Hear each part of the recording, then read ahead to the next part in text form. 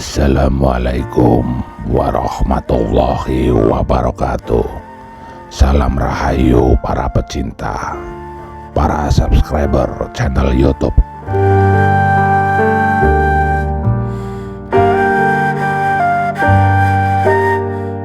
Pada kesempatan kali ini kita akan membahas tentang asal mula Panembahan Senopati bercinta dengan Nyi Roro Kidul di Laut Selatan.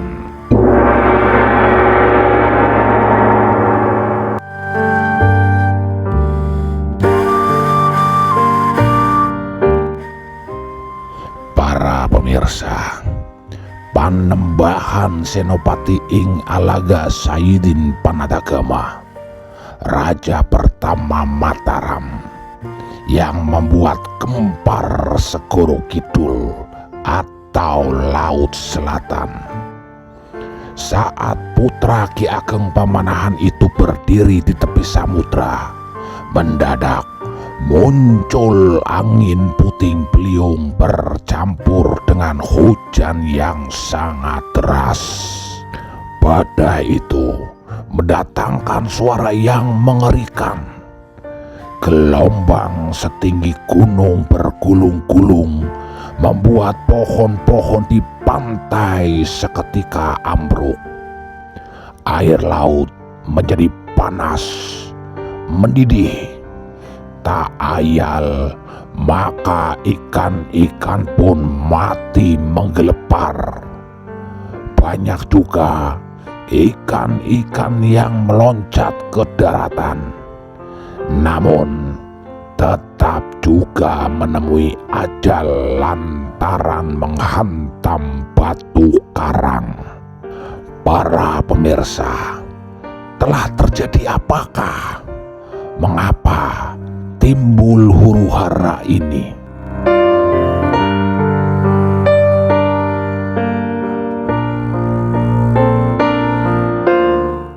Ya, tak lain itu adalah dampak dari kekuatan doa yang dipanjatkan oleh Panembahan Senopati kepada Yang Maha Berkuasa.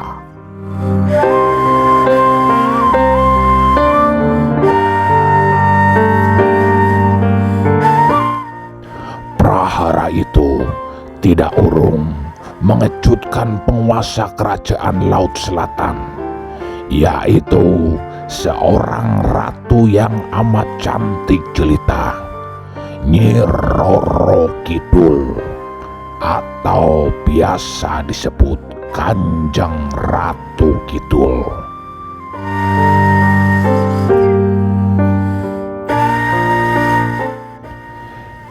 Kemudian Kanjeng Ratu Kidul pun membatin, "Selama hidupku belum pernah aku menyaksikan laut seperti ini. Ada apa gerangan? Apakah ini terkena guru-guru? Apa karena matahari yang jatuh ya? Atau mau kiamat?" Begitu kata batinnya Nyi Roro Kidul. Hal ini disarikan di dalam buku Babat Tanah Jawi. Ya, mulai dari Nabi Adam sampai tahun 1647, yang ditulis oleh sejarawan Belanda W.L. Olthoff.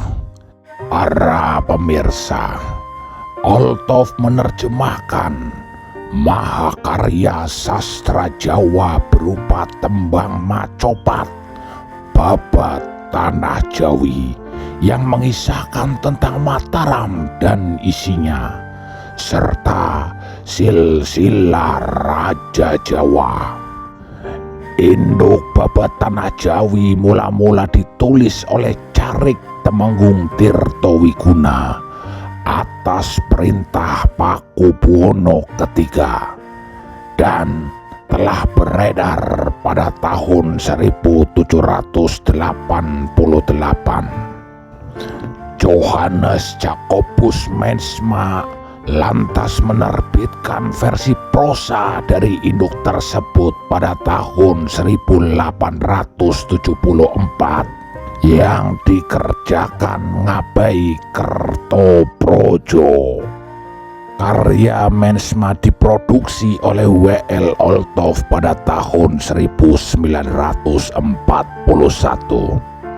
Namun, menurut Marley Calvin Redcliffe, versi Mensma dianggap bukan sumber utama untuk riset sejarah.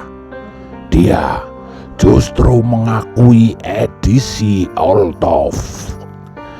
Induk Babat Tanah Jawa juga ditulis oleh Carik Adilangu II yang hidup pada masa Pakubuwono pertama dan Pakubuwono kedua bertahun 1722. Para pemirsa, kita kembali ke pokok bahasan utama, yaitu tentang Panembahan Senopati. Ya, bukan tanpa alasan Panembahan Senopati mendatangi Laut Selatan. Langkah kakinya atas perintah sang paman, yaitu Ki Jurumartani.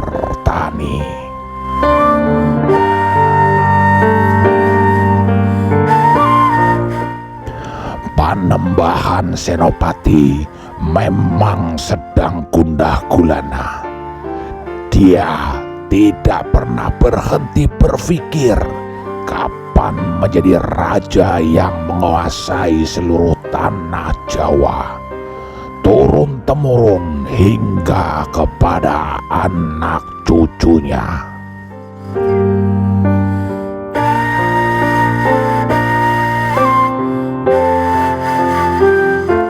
Para pemirsa, dikisahkan dalam Babat Tanah Jawi, suatu ketika Ki Jurumartani menghampiri Panembahan Senopati yang sedang tiduran di Lipura.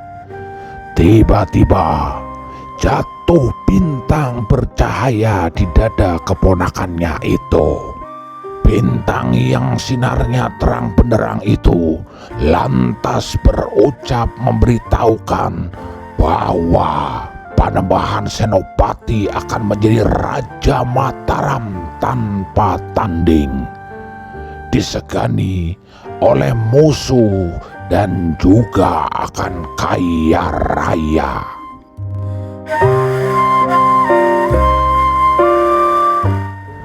Wangsit dari bintang itu tidak urung membuat Panembahan Senopati gelisah.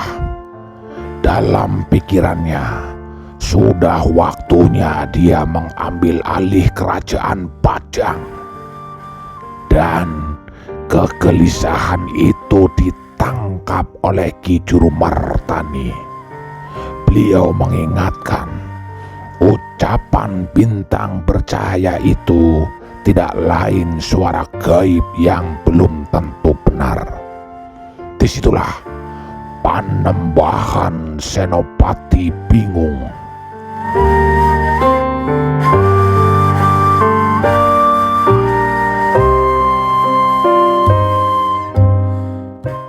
Kalau menurut nasihatku, mari bersama-sama memohon kepada Gusti Pangeran. Segala yang sulit semoga dipermudah. Mari berbagi tugas. Kamu pergilah ke Laut Kidul, sementara aku akan ke Gunung Merapi. Mari kita sama-sama berangkat. Begitu kata Ki Jurumartani. Senopati lantas menuju Kali Ompak, terjun ke sungai, berenang seturut aliran air.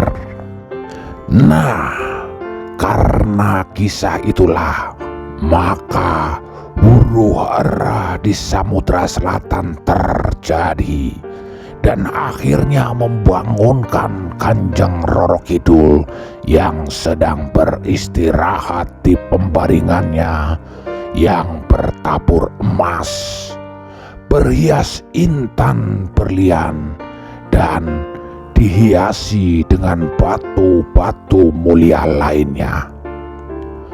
Babat Tanah Jawi menggambarkan Kanjeng Ratu Kidul menguasai seluruh makhluk halus di Jawa.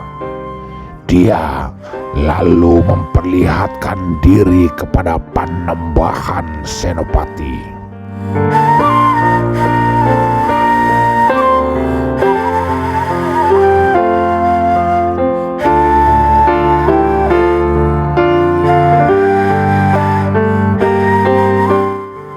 Segera didekatinya Panembahan Senopati. Kemudian ia bersujud di kakinya dan berkata dengan hormat, "Semoga berkenan menghilangkan sedih hati agar hilang pula guru-guru bencana ini. Kasihanilah, sebab laut ini saya yang jaga." Begitu Nyi Roro Kidul berkata. Dan Senopati setelah mendengar suara itu, ia begitu gembira hatinya. Prahara pun berhenti. Ikan-ikan yang mati hidup lagi.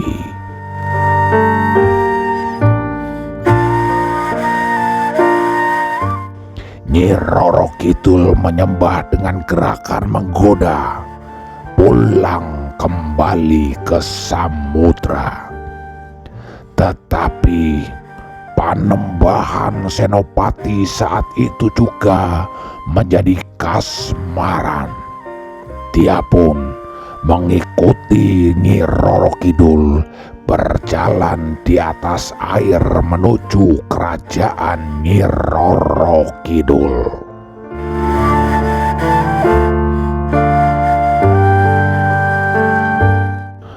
Panembahan Senopati betul-betul terkesima. Dia bahkan tidak ragu-ragu untuk mengutarakan isi hatinya. "Nimas, saya ingin sekali melihat tempat tidurmu," ucapnya. Ucapan itu bersambut, "Marilah, tidak usah malu-malu.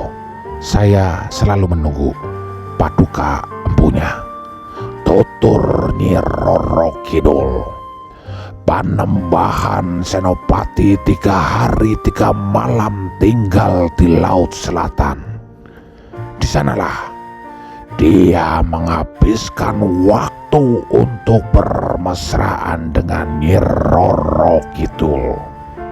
Di situ pula dia diberi petunjuk menjadi raja yang mampu menguasai manusia, mampu menguasai jin, dan mampu menguasai peri.